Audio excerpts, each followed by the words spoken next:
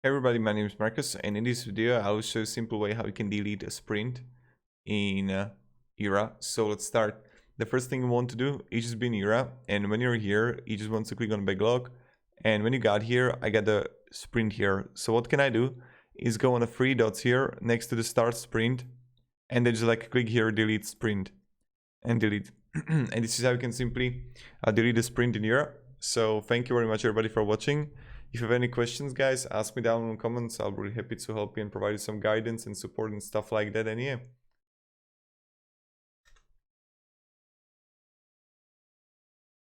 have a great day and goodbye.